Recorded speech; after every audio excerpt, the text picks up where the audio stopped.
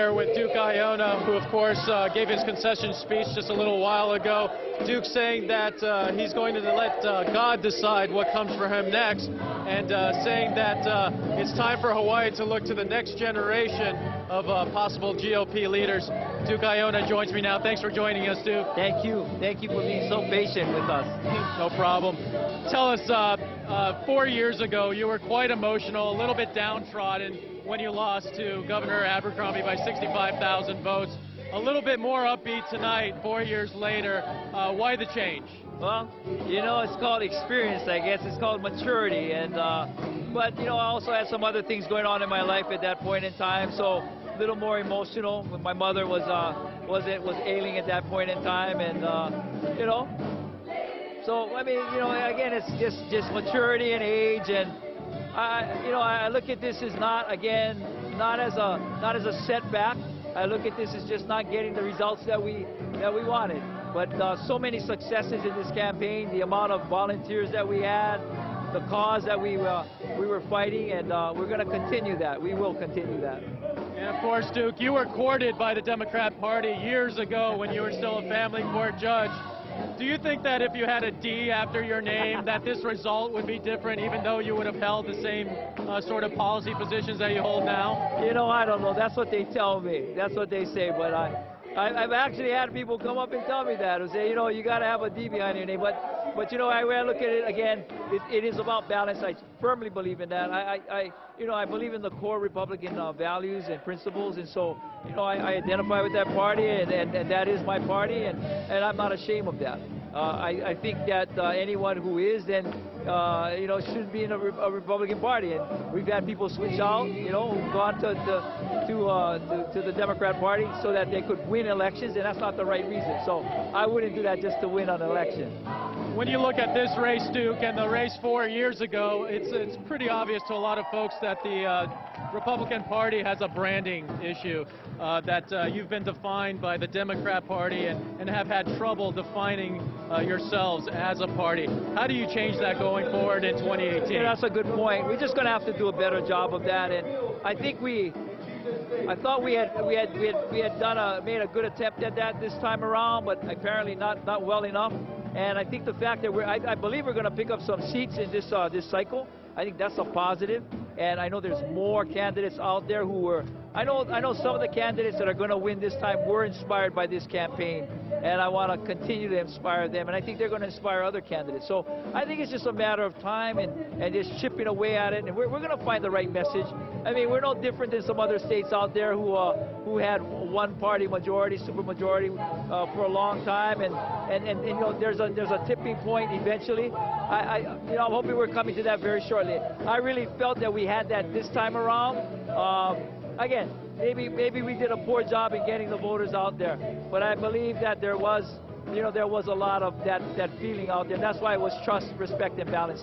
And this all goes back to my point about my major disappointment today was the low voter turnout. I mean, I was really disappointed about that, and it's all of us.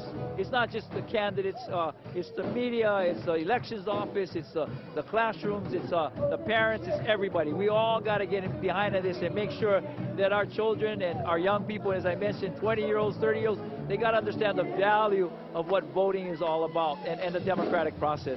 That low voter turnout is definitely a story unto itself. Yeah, I mean, look at it. And I mean, you're talking about, in a democratic process, it's a majority rules, right?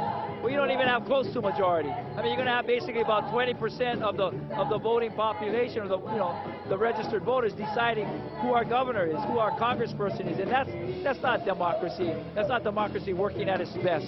So we're going to have to make changes, obviously. Yeah. Your second attempt trying to become Hawaii governor. What is your political future now? Season left in life, and I believe that it's to mentor young men and women. And I'm gonna do that. I'm gonna pursue that. I've never had any ambition to be an elected public servant, but if that calling comes again, then we'll see. But right now, I don't foresee that in the near future. But again, I'll never say never.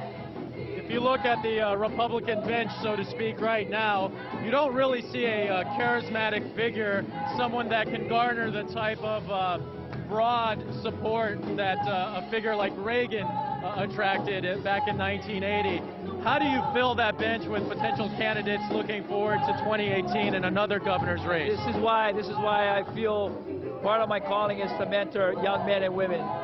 They're out there, and it's just a matter of setting them in the right direction. So you start from the bottom, you work your way up.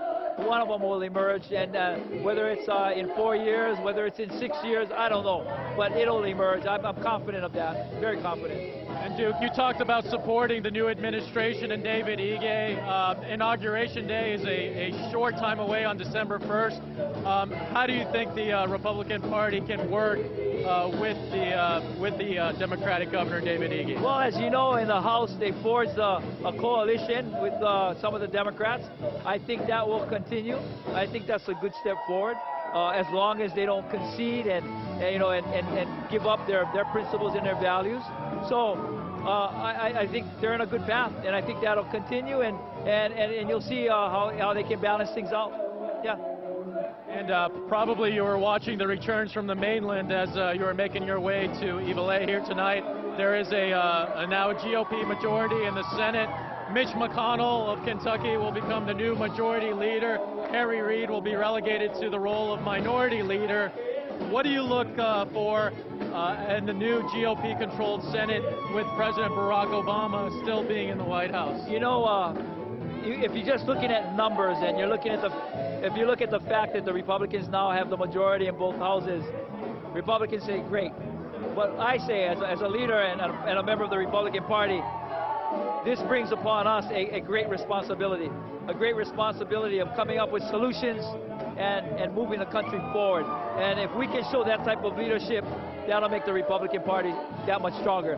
But if it's just going to be more political gridlock and just really about, majority rule or political might, then we're not going to achieve what we need to achieve. So I hope the leadership that we're going to have now in both the House and the Senate can do that, can forge solutions and can move the country forward for everyone, not just Republicans, but for the whole country. And finally, Duke, I know it's been a roller coaster ride of emotions tonight. If you can sum up how you're feeling right now after this second loss in 8 years. Yeah, I mean, as I said tonight, you don't always get the cards you want. You get the cards that you dealt, and you're just going to have to deal with it. And I feel that way right now. I feel like at this stage in my life that I've given it all. I've stepped up and tried to make it the best that I can and give the people an option, and I'm proud of that. I'm not in any way do I regret that or any way feel that we failed. I feel like I said, I feel like we've been very successful. We just didn't get the result that we wanted, and but you're right. I'm a competitor at heart, but as I told my family, I said, this is not a game. This is not an athletic contest, and this is life. And so, with that, I'm not, like I said, I'm a competitor, but I don't feel like this was a competition because the people of Hawaii have to win in the end. They can't lose. And so, I think that's been happening far too often. We pick and choose winners and losers in government, and we can't do that. We got to make sure that everybody wins in the end. But at the same time, hold people accountable, for what they're doing as elected public servants. Thank you very much, Duke, for joining us. Thank you so much. There you have it, Duke Aiona, saying that he will take more of a mentor role in trying to foster new candidates to take ownership of the State House and the State Senate. We'll have to see if there are any GOP candidates out there to challenge David Ige in 2018. But regardless of your politics, whether you're a Republican, Democrat, conservative, or liberal, you have to say that Duke Aiona is a class act. That's it for now. Thank you so much, Andrew, and thank you so much for joining our continuing coverage of election 2014.